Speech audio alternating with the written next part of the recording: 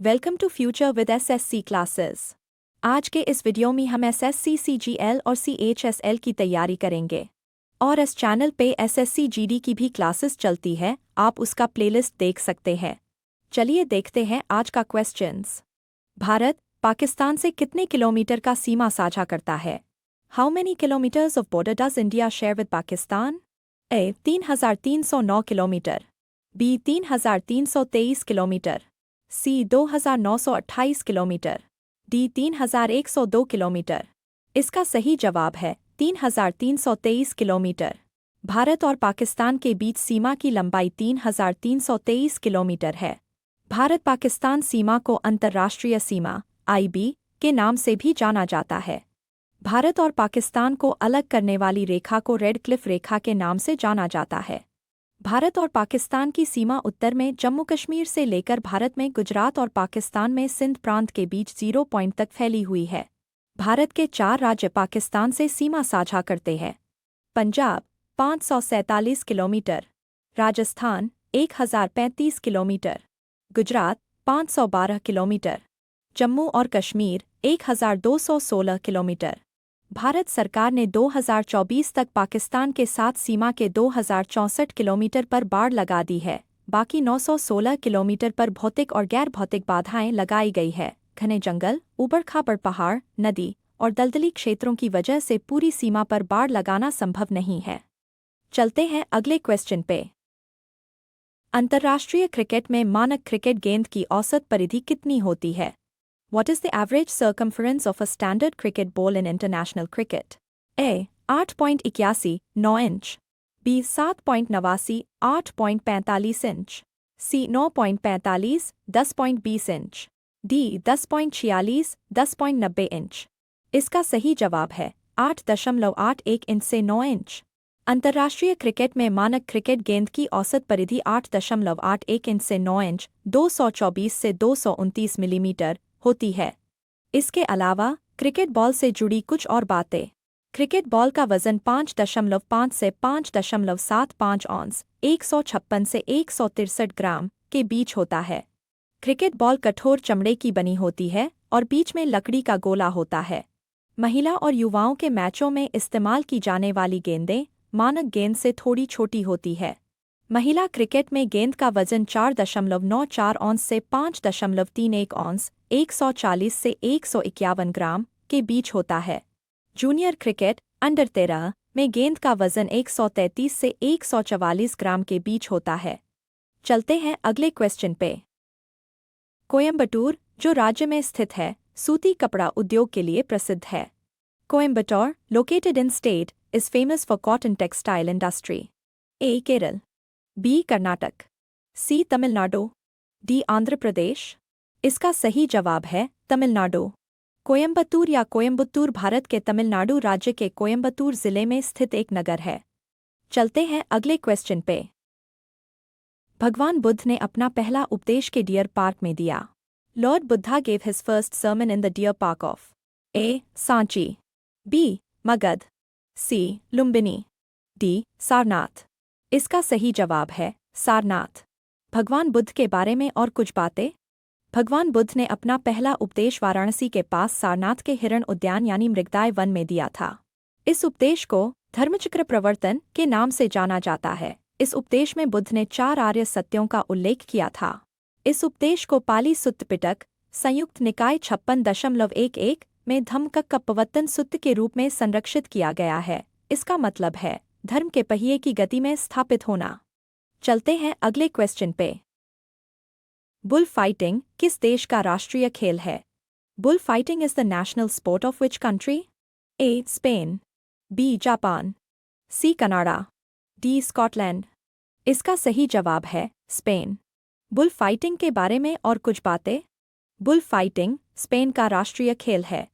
Bull fighting Spain के साथ साथ मैक्सिको, कोलंबिया, इक्वाडोर और वेनेजुएला जैसे देशों में भी खेली जाती है। यह एक सांस्कृतिक कार्यक्रम है। इसमें एक बैल को रेत के मैदान में एक मैटाडोर द्वारा औपचारिक रूप से लड़ाया जाता है और आमतौर पर उसे मार दिया जाता है। इस खेल में मनुष्य या अन्य जानवर लड़ते हुए बैल के साथ शारीरिक लड़ाई करते हैं ताकि उसे पराजित या मार सकें। चलते हैं अगले क्वेश्चन पे। किस देश ने FIH पुरुष हॉकी विश्व कप 2023 जीता है? Which country has won the FIH Men's Hockey World Cup 2023? A. Netherlands, B. Germany, C. Australia, D. Belgium. इसका सही जवाब है जर्मनी। FIH पुरुष हॉकी विश्व कप 2023 के बारे में और कुछ बातें। जर्मनी ने भुवनेश्वर के कलिंगा स्टेडियम में आयोजित फाइनल में बेल्जियम को हराकर विश्व कप जीता। चलते हैं अगले क्वेश्चन पे। गांधी मंडेला अवार्ड 2022 में किसे मिला? Who got the Gandhi Mandela Award 2022? A. Bhagyashree, B. VK Singh, C. Dalai Lama, D. Chandi Prasad Bhatt. इसका सही जवाब है दलाई लामा। गांधी मंडेला पुरस्कार के बारे में और कुछ बातें। 2019 के लिए पहला गांधी मंडेला पुरस्कार नवंबर 2022 में परम पावन 14वें दलाई लामा तेंजिन ग्यात्सो को दुनिया भर में शांति और सद्भाव फैलाने में उनके उत्कृष्ट योगदान के लिए प्रदान किया गया। चलते हैं अगले क्वेश्चन पे। निम्नलिखित में से किस वर्ष बाल विवाह निरोधक अधिनियम पारित किया गया था? In which of the following years the Child Marriage Restraint Act was passed? A. 1856, B. 1947, C. 1878, D. 1929। इसका सही जवाब है 1929। बाल विवाह निरोधक अधिनियम के बारे में और कुछ बातें। बाल विवाह निरोधक अधिनियम 1929 को 28 सितंबर 1929 को भारत की इंपीरियल विधान परिषद में पारित किया गया था। यह अधिनियम 1 अप्रैल 1930 से लागू हुआ था। इसे लोकप्रिय रूप से इसके प्रायोजक हरबिलास शारदा के नाम पर शारदा अधिनियम के नाम से जाना जाता है। बाल विवाह निषेध अधिनियम 2006 को भारत सरकार ने पारित किया था। यह अधिनियम 1 नवंबर 2007 को लागू हुआ था। यह अधिनियम जम्मू कश्मीर को छोड़कर भारत के बाकी सभी राज्यों में लागू है। बाल विवाह निषेध अधिनियम का मकसद बाल विवाह और इससे जुड़े मामलों को रोकना है। चलते हैं अगले क्वेश्चन पे। निम्नलिखित में से कौन आर्थिक सर्वेक्षण प्रस्तुत करता है? Who among the following presents the economic survey? A. प्रधानमंत्री, B. वित्त मंत्री, C. वित्त सचिव, D. लोकसभा अध्यक्ष। इसका सही जवाब है वित्त मंत्री। आर्थिक सर्वेक्षण की प्रस्तुत के बारे में और कुछ बातें। भारत का आर्थिक सर्वेक्षण भारत सरकार के वित्त मंत्रालय द्वारा प्रकाशित किया जाता है। यह एक व्यापक दस्तावेज होता है। इसमें पिछले साल में भारतीय अर्थव्यवस्था के प्रदर्शन की समीक्षा की जाती है। इसे भारत के मुख्य आर्थिक सलाहकार के मार्गदर्शन में तैयार किया जाता है।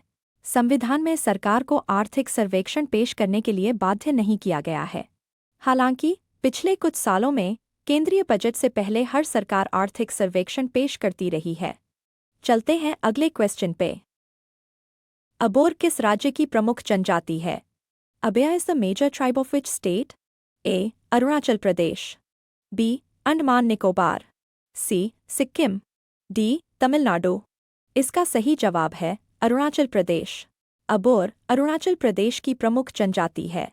अरुणाचल प्रदेश में रहने वाली कुछ और प्रमुख जनजातियां ये हैं: आका, अपतानी, निशी, तागिन, गालो, खामपति, मिशमी, मोम्बा, मोनपा, शेडुकपेन, सिंगाफो। भारत में सबसे बड़ी जनजाति भील है। साल 2011 की जनगणना के मुताबिक भील जनजाति भारत की कुल अनुसूचित जनजाति आबादी का करीब 38% है। भील जनजाति महाराष्ट्र, छत्तीसगढ़, गुजरात, राजस्थान, मध्य प्रदेश और त्रिपुरा में पाई जाती है। चलते हैं अगले क्वेश्चन पे। 281 एंड बियॉन्ड किस दिग्गज क्रिकेटर की आत्मकथा है? 281 and beyond is the autobiography of which legendary cricketer? A. Kapil Dev, B. VVS Laxman, C. Sourav Ganguly, D. Ajinkya Rahane. इसका सही जवाब है VVS लक्ष्मण। 281 एंड बियॉन्ड के बारे में और कुछ बातें। 281 एंड बियॉन्ड पूर्व भारतीय क्रिकेटर VVS लक्ष्मण की आत्मकथा है। इस किताब का सहलेखन खेल पत्रकार आर कौशिक ने किया है। वेस्टलैंड स्पोर्ट ने साल 2018 में इसे प्रकाशित किया था। इस किताब में लक्ष्मण के क्रिकेट करियर, निजी जिंदगी और मैदान के अंदर बाहर की चुनौतियों के बारे में बताया गया है। किताब का नाम साल 2001 में ईडन गार्डन्स में ऑस्ट्रेलिया के खिलाफ लक्ष्मण की 281 रनों की पारी से प्रेरित है। यह पारी टेस्ट क्रिकेट के इतिहास में सबसे बड़ी वापसियों में से एक है। लक्ष्मण ने अंतर्राष्ट्रीय क्रिकेट से संन्यास लेने के बाद से ही अपनी आत्मकथा लिखना चाहते थे। चलते हैं अगले क्वेश्चन पे। अशोक ने तृतीय बौद्ध परिषद कहाँ बुलाई थी? Where did Ashoka convene the third Buddhist council? A. Pataliputra, B. Magadh, C. Kalinga, D. Sarnath. इसका सही जवाब है पाटलिपुत्र। तृतीय बौद्ध परिषद के बारे में और कुछ बातें। अशोक ने तीसरी बौद्ध परिषद मगध साम्राज्य के पाटलिपुत्र में आयोजित की थी। यह परिषद 250 ईसा पूर्व में आयोजित की गई थी। इस परिषद की अध्यक्षता मोग्गलिपुत्र तिस ने की थी। इस परिषद के दौरान बुद्ध की शिक्षाओं को 3 टोकरियों में बांटा गया था।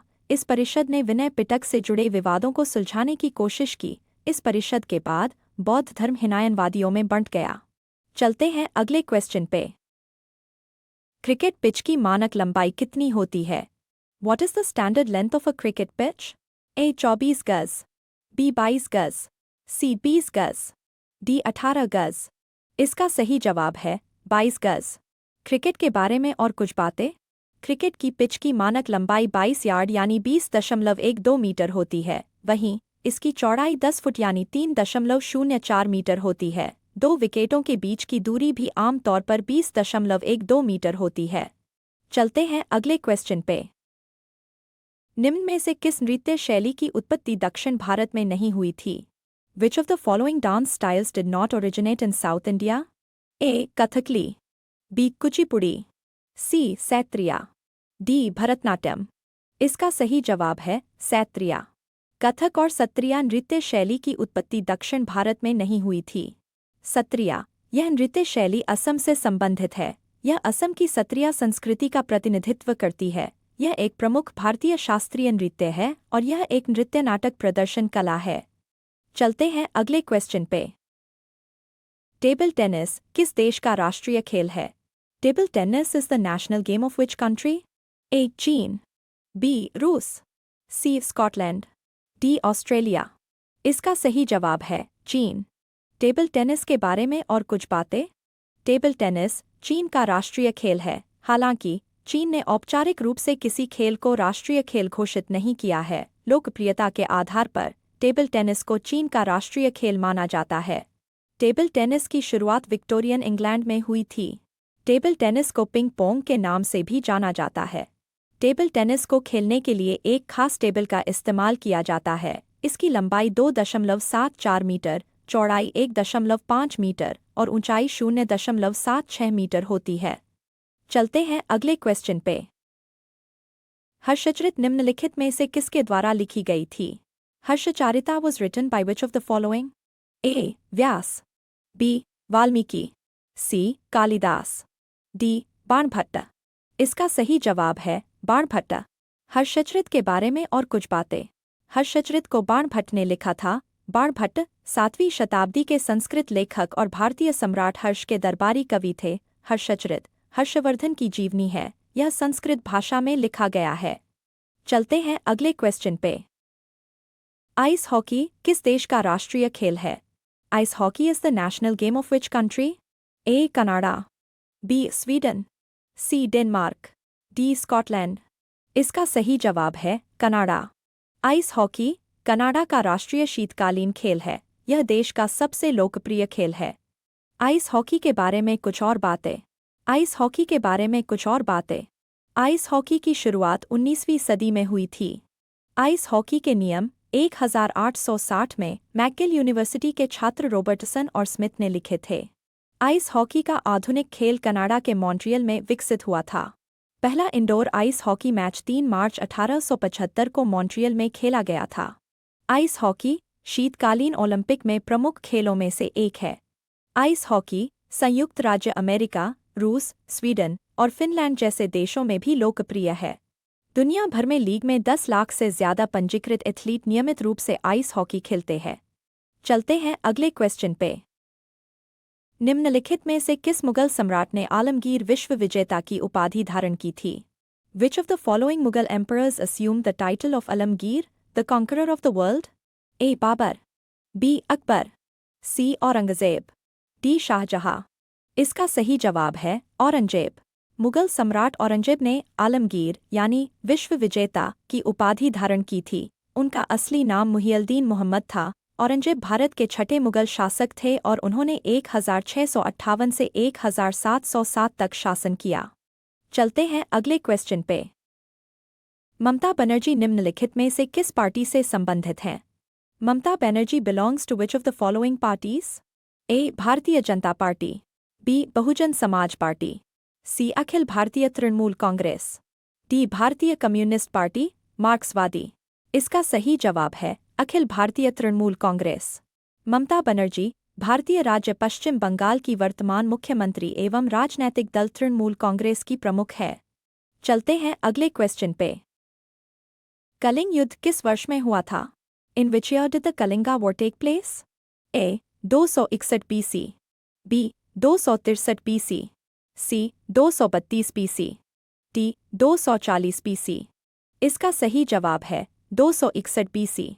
कलिंग युद्ध मौर्य सम्राट अशोक और कलिंग के राजा के बीच लड़ा गया था और यह युद्ध लगभग 261 ईसा पूर्व में समाप्त हुआ था। इस युद्ध से जुड़ी कुछ और बातें। यह युद्ध आधुनिक उड़ीसा के धौली और गंगा नदी के आसपास लड़ा गया था। इस युद्ध में अशोक की जीत हुई थी। इस युद्ध में लाखों कलिंग सैनिकों की मौत हो गई थी। इस युद्ध के बाद अशोक को बहुत पछतावा हुआ और वह बौद्ध धर्म अपनाने के लिए प्रेरित हुए। इस युद्ध के बाद अशोक ने धर्म को अपनाया और शांति और अहिंसा का संदेश फैलाया। इस युद्ध के बाद अशोक ने कलिंग को अपने साम्राज्य में मिला लिया था। इस युद्ध के बाद अशोक का आध्यात्मिक और धर्म युग शुरू हुआ। इस युद्ध को भारत के इतिहास की सबसे खूनी और बड़ी लड़ाई माना जाता है। चलते हैं अगले क्वेश्चन पे।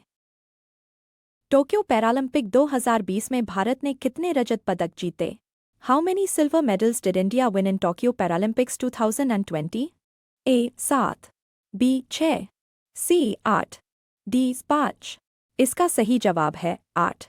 टोक्यो पैरालंपिक 2020 के बारे में और कुछ बातें। टोक्यो पैरालंपिक 2020 इससे पहले भारत का सबसे सफल पैरालंपिक रहा था। उसमें भारत ने 54 एथलीट्स भेजे थे और 19 पदक जीतने में कामयाब रहे थे। इनमें 5 स्वर्ण, 8 रजत और 6 कांस्य पदक शामिल थे। भारत ने 20वां पदक जीतते ही टोक्यो पैरालंपिक का रिकॉर्ड तोड़ दिया था। आज के लिए इतना ही। मैं मिलूंगी न्यू वीडियो में न्यू क्वेश्चन के साथ। तब तक के लिए आप अपना तैयारी करते रहिए। Thanks for watching.